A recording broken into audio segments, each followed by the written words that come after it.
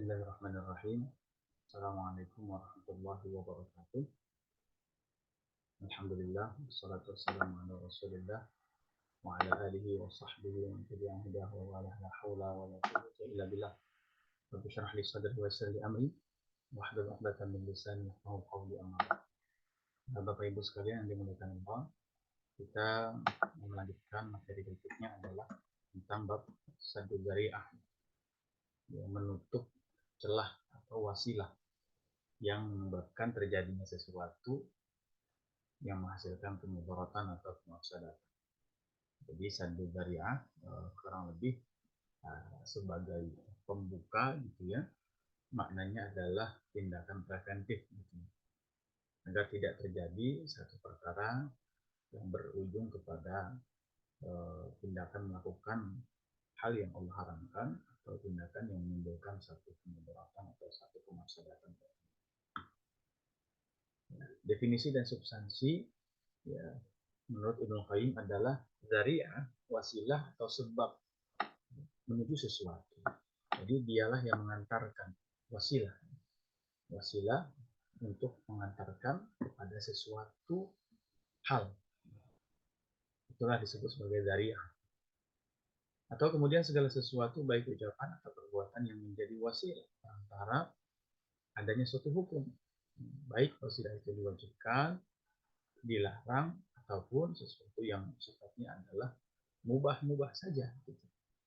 Tetapi karena memang mengakibatkan sesuatu, maka yang mubah itu bisa menjadi sesuatu yang juga terlarang, atau sesuatu yang awalnya mubah untuk dilakukan, tapi ketika dzari'ah itu wasilah mengantarkan kepada sesuatu yang wajib, maka yang mubah pun juga bisa diberlakukan hukum wajib.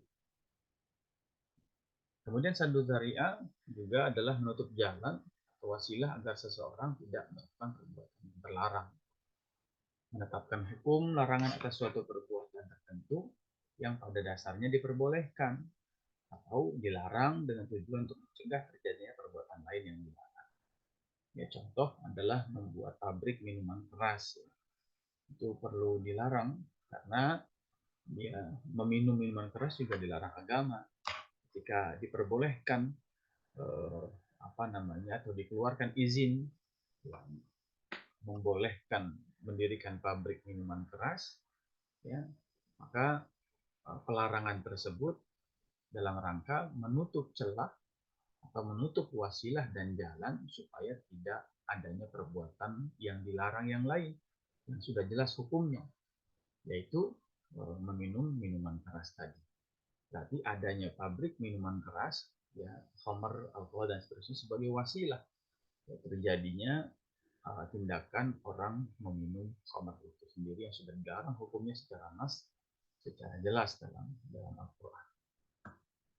Kemudian juga tentang dalil ya atau legalitas.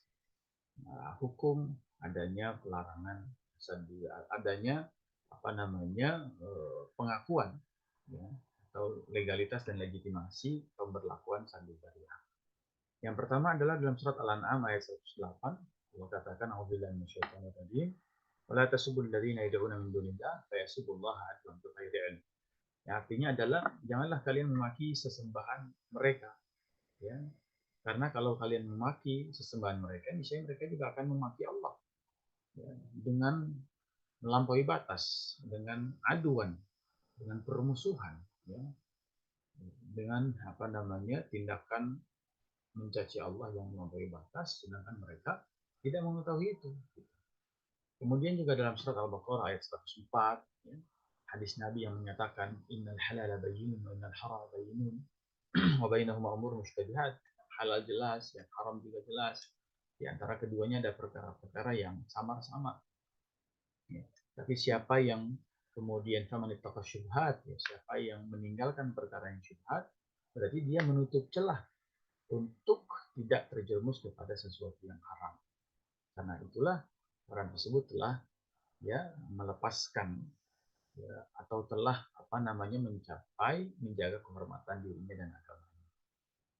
Begitu juga tentang hadis Nabi dak mayari ila ma la yari. Tinggalkan yang meragukanmu dan beralihlah kepada yang tidak meragukanmu. Ya. Berarti hal-hal yang mengakibatkan kepada sesuatu, ya, itu perlu kita tinggalkan. Yang ketika sesuatu itu mengakibatkan kepada hal-hal yang meragukan kita, dia tinggalkan. Ya. Tindakan preventif sebelum sesuatu yang kita ragukan itu terjadi. Ya. Cara meninggalkan sesuatu yang meragukan kita itu disebut sebagai tindakan preventif atau sanitari. Kemudian kaidah fikih mengatakan darul mafasid aula atau muqaddam ala jalbil masalih. Menolak kemafsadatan patut untuk didahulukan daripada kita mendatangkan kemaslahatan. Lagi-lagi tentang sandu dzari'ah, menutup celah wasilah ya kemafsadatan itu sebagai tindakan preventif atau tindakan pencegahan. Kemudian kaidah fikih berikutnya juga mana yatimun wajib illa bihi fahuwa wajib. Apa yang perkara wajib tidak sempurna dengannya, maka sesuatu itu menjadi hukumnya wajib juga. Ya, ketika memakai baju hukumnya mubah, tapi karena syarat sah sholat itu adalah wajib untuk menutup aurat, maka baju yang kita gunakan untuk menutup aurat juga yang mengenakannya adalah wajib. Ketika kita mau sholat, sifat mengenakan bajunya itu adalah wajib. Padahal memakai baju ya biasa-biasa saja, mubah. Ya selain kalau kita mau mau melakukan aktivitas selain sholat gitu. Nah, kemudian secara logika, secara makul, kalau ada hukum terhadap sesuatu, maka perantara yang mengantarkan kepada hukum sesuatu itu juga secara logis ya, mengambil porsi hukum tersebut. Gitu. Jadi kalau ada perkara yang diharamkan, maka semua yang mengantarkan kepada perbuatan yang diharamkan itu, maka sesuatu itu juga mengambil hukum keharamannya. Sebagaimana ketika ada sesuatu yang dihukumi dengan wajib, maka ya perkara-perkara yang memfasilitasi dan memperantarai sesuatu yang wajib itu juga dihukumi dengan hukum wajibnya. Itu logikanya begitu. Nggak mungkin ketika Allah memerintahkan sesuatu, tapi Allah melarang dan mengharamkan perkara yang mengantarkan kepada sesuatu yang wajib tadi, yang diperintahkan tadi. Sebaliknya, ketika Allah misalnya melarang sesuatu, nggak mungkin Allah kemudian mewajibkan perkara-perkara yang mengantarkan kepada sesuatu yang diharamkan tadi. Misalnya Allah mengharamkan zina, tapi di sisi yang lain hukumnya wajib untuk misalnya pacaran, kan mungkin. Sebagaimana misalnya Allah memerintahkan sholat, tapi Allah kemudian misalnya mengharamkan ya jalan kaki menuju masjid misalnya, atau Allah misalnya mengharamkan untuk menutup aurat ya misalnya, itu kan tidak masuk akal, tidak masuk logika kita. Jadi dzari'ah itu ya sebagai perantara ya, itu menjadi dalil ya yang ini kemudian pijakannya legalitasnya bahwa zardul dzari'ah dianggap sebagai salah satu piranti penetapan hukum. Kalau kita lihat tadi dalam Al-Baqarah 104 ya Allah katakan wahai orang-orang beriman ya la taqulu ra'ina wa qulu dzurna wasma'u. Jangan kalian mengatakan kepada Nabi ra'ina. Artinya ra'ina itu ya wahai Nabi ya berikanlah kepedulian kepada kami, jagalah kami, peliharalah kami. Ya, tetapi katakanlah unzurna wasma'u. Ya, Nabi lihatlah kami ya dengan dengar dan dengarkanlah kami. Kenapa Allah mengatakan tidak boleh mengatakan ra'ina? Karena ra'ina ini dijadikan oleh orang-orang Yahudi sebagai ledekan untuk Nabi. Ra'inan artinya apa? Orang bodoh. Ya. Jadi supaya mereka tidak salah kaprah dalam meminta perhatian kepada Nabi, ra'ina yang akar katanya adalah dari kata kerja ra'i, ya supaya tidak salah kaprah maka mereka Allah Subhanahu wa taala mengatakan lebih baik tidak usah ngomong ra'ina tapi sebutkanlah unzurna wasma'u. Ini silahkan dibaca atau dilihat ya, asbabun nuzul surat Al-Baqarah 104 ini. Ya, kemudian juga dikatakan bahwa minal kabair ya, termasuk dosa besar itu syatmur rajul walidayhi. Ada seorang anak melaknat kedua orang tuanya, maka Rasulullah kemudian ditanya, "Ya Rasulullah bagaimana maksudnya kok ada seorang anak melaknat orang tuanya?" Kata Nabi, ada ya. Ketika ada seseorang yasubbu abar rajuli, fayasubbu rajul abahu, fayasubbu ummahu, fayasubbu ummah.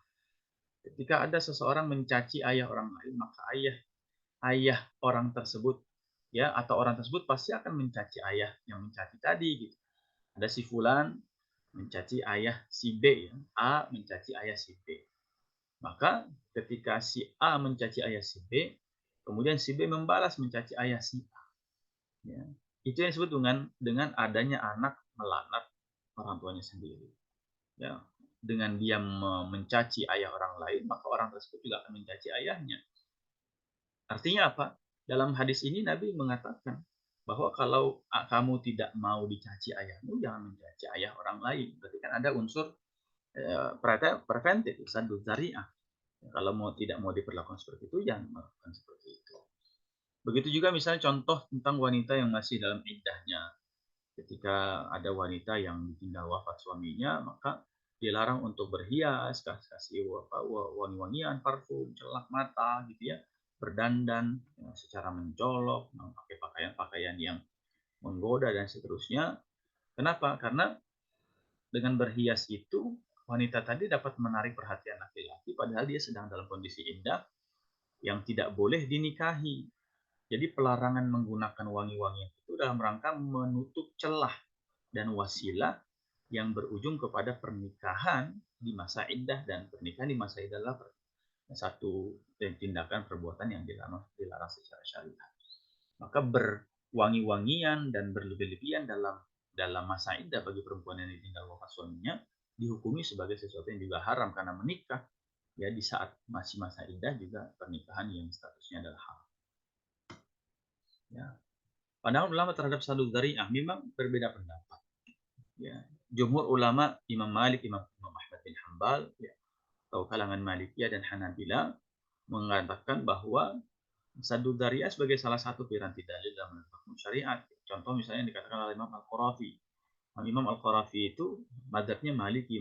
Beliau mengatakan bahwa memang mazhab Maliki dan Imam Malik seringkali menggunakan saddu dzari'ah sebagai salah satu landasan pengambilan hukum, sebagai salah satu dalil yang dijadikan sebagai landasan penetapan hukum syariat. Namun Ibnu Hazm ya, dan beliau termasuk mazhab Zahiri, Ibnu Hazm al-Zahiri, kemudian sebagian mazhab Syafi'i dan mazhab Hanafi itu tidak menjadikan saddu dzari'ah sebagai salah satu piranti dalil dalam menetapkan hukum syariat. Walaupun kemudian nanti mazhab Syafi'i juga dalam beberapa rujukan kitabnya itu kadang menggunakan saddu dzari'ah, kadang tidak menggunakan. Maka dikatakan sebagian mazhab Syafi'i saja yang tidak menjadikan saddu dzari'ah sebagai piranti dalil dalam menetapkan hukum syariat. Nah, saddu dzari'ah dari aspek dampak. Pertama adalah pembagian adzari'ah ya. Wasilah dari segi aspek dampaknya, pertama adalah perbuatan yang dilakukan tersebut membawa kemafsadatan yang pasti. Contoh, menggali sumur di belakang pintu pada tempat-tempat yang gelap, atau menggali sumur di jalan-jalan utama ya, yang sering dilalu-lalangi oleh orang lain, oleh orang-orang banyak. Ya. Maka menggali sumur di situ jelas-jelas itu sebagai zariah, wasilah yang sifat kemafsadatannya pasti ada orang terjerumus ke situ. Ya. Bikin sumurnya di jalanan umum gitu. Kemudian zariah yang kedua adalah perbuatan yang memang jarang membawa kerusakan, atau kemudian akibatnya itu tidak bisa dipastikan. Belum tentu akan menimbulkan sesuatu yang mafsadat. Contohnya adalah menggali sumur di tempat yang tidak biasa dijumpai banyak orang, atau menggali sumur di tanah sendiri, ya bukan di tempat umum. Ketika ada orang lewat situ pun, ya kalau dia kecemplung ya bukan karena disengaja, karena kemafsadatan yang ditimbulkan dari menggali sumur di tempat milik sendiri ya sifatnya zariah yang dampaknya tidak pasti, kerusakan dan mafsadatnya. Hukumnya boleh. Ya. Kemudian misalnya yang ketiga, ya, kemafsadatannya itu kemungkinan besar memang terwujud dan ini hukumnya haram. Contohnya menjual senjata kepada pembunuh bayaran misalnya. Jual senjata kepada perampok, jual racun zat untuk menjebol gembok kepada pencuri atau maling misalnya. Ya, jual kunci T kepada maling misalnya. Atau kemudian jual minuman keras ke pemabuk. Itu kemafsadatannya unsurnya kemungkinan besar akan terwujud gitu ya. Walaupun tidak pasti, bisa jadi jual pisau ke perampok ya dia buat motong cabai di dapurnya, tapi unsur kemungkinan besarnya tercapai gitu. maka hukumnya juga haram. Kemudian yang keempat misalnya kemaslahatannya lebih besar, ya, atau misalnya memang mengandung kemaslahatan walaupun ada kemungkinan terjadi kemaslahatan, ya, tapi kemaslahatannya memang lebih besar. Dan dalam hal ini ulama berbeda pendapat, ya, misalnya Imam Malik itu mengatakan haram tidak boleh, tapi Imam Syafi'i mengatakan boleh. Contohnya adalah jual beli kredit, gitu ya. Memang jual beli tidak tunai itu menjadi wasilah zariah adanya praktek riba. Kata Imam Malik, maka diharamkan. Tapi kalau kata Imam Syafi'i, selama rukun jual belinya sah, maka jual belinya ya tidak ada masalah jual beli kredit itu. Ya, karena kemaslahatannya pun ada terkandung di dalamnya, walaupun memang ada kemungkinan terjadinya kemafsadatan dan kemungkinan itu tidak bersifat pasti. Kemudian zariah dari sisi objeknya. Ya, misalnya adalah yang perbuatan yang pada dasarnya pasti menimbulkan kerusakan. Ya, contoh mengonsumsi khamr, ya, itu pasti mengakibatkan mabuk. Kemudian perbuatan zina pasti menimbulkan ketidakjelasan nasab atau asal usul keturunan. Ya, itu zariah dari sisi objeknya. Kemudian yang kedua adalah jenis zariah dari sisi objeknya, sesuatu yang pada dasarnya dianjurkan, ya, tetapi secara sengaja dijadikan sebagai perantara untuk terjadi sesuatu yang menimbulkan keburukan. Misalnya menikahi wanita yang sudah ditalak 3, ya, dengan tujuan tahlil supaya perempuan itu menjadi halal kembali bagi suami yang pertama.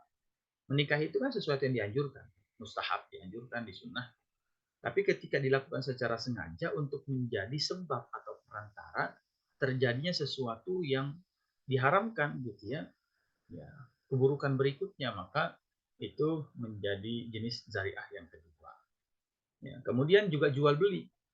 Jual beli kan dianjurkan, diperbolehkan. Tapi kalau jual beli itu dengan cara yang mengakibatkan munculnya unsur riba, maka ini masuk kategori zariah yang kedua. Kemudian yang ketiga, ya, perbuatan yang pada dasarnya diperbolehkan, namun tidak sengaja, ya, menimbulkan kemafsadatan atau keburukan. Ya. Dan memang pada umumnya keburukan itu tetap terjadi walaupun memang tidak sengaja dilakukan. Ya, contohnya adalah mencaci maki berhala yang disembah oleh orang musyrik.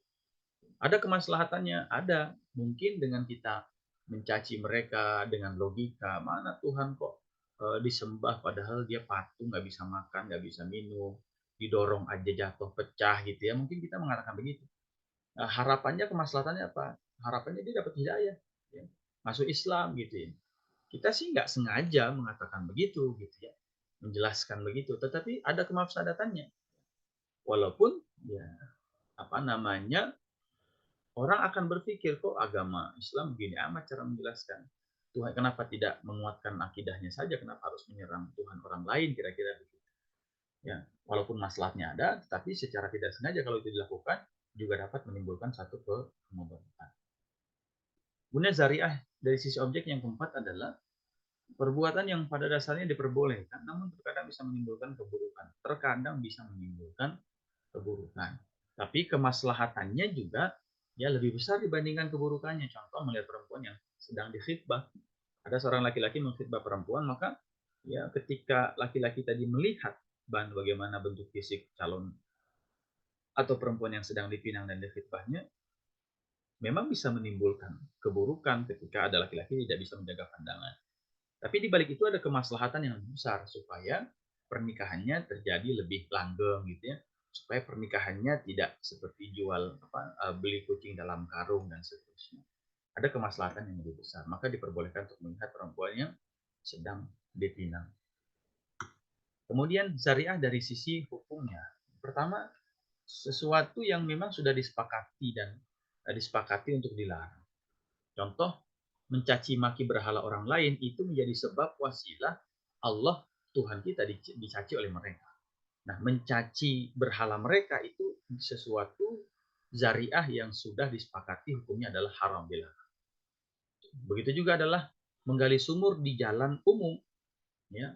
Menggali sumur saja ya itu sebenarnya nggak ada masalah, tapi ketika menggali sumurnya di jalan umum, dia zariah sebagai wasilah sebab terjadinya kemudaratan bagi orang lain.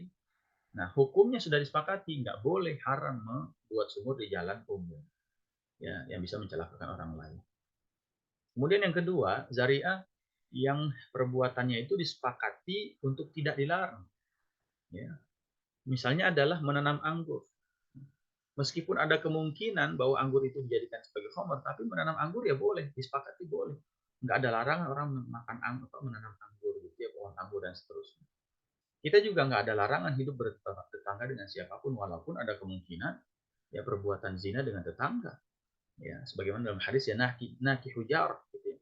Ada orang yang bergaul berzina dengan tetangganya sendiri. Ya, salah satu dari 7 golongan yang tidak akan dilihat dan dipandang oleh Allah Subhanahu wa taala di hari kiamat. Tapi bukan berarti kita tidak boleh punya tetangga kan gitu. Jadi bertetangga itu boleh gitu.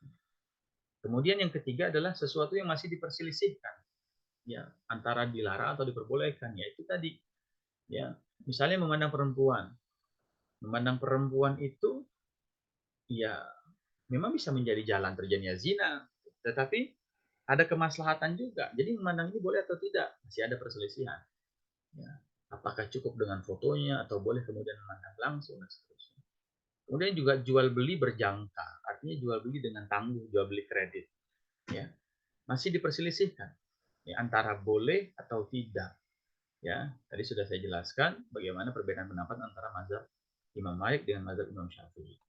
Imam Syafi'i mengatakan boleh, Imam Malik mengatakan ya nggak boleh karena ada kekhawatiran ya terjadinya unsur riba pada transaksi jual beli kredit.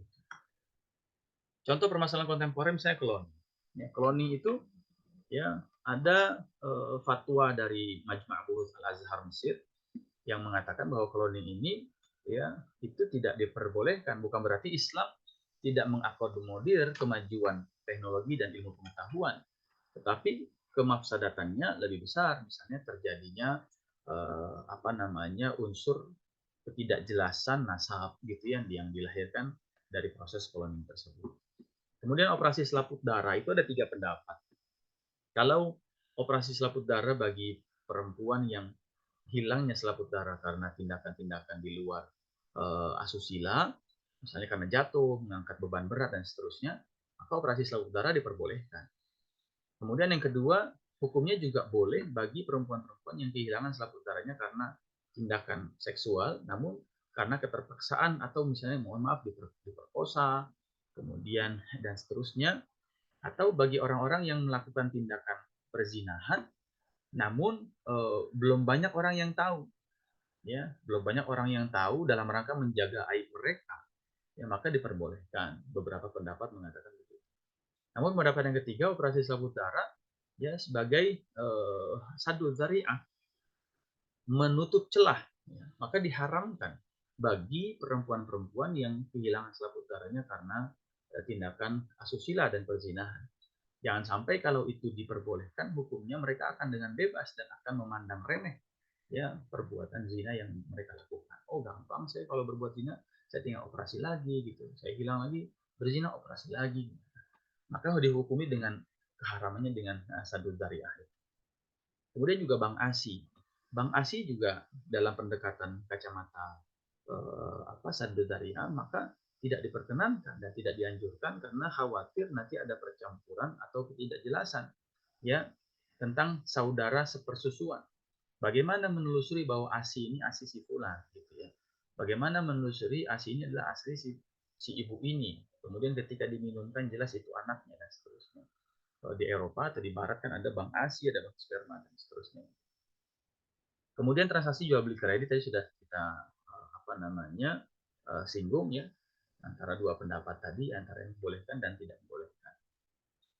Kemudian transaksi PLBS ya penjualan langsung berjangka syariah atau kita sering menyebutnya dengan MLM haji.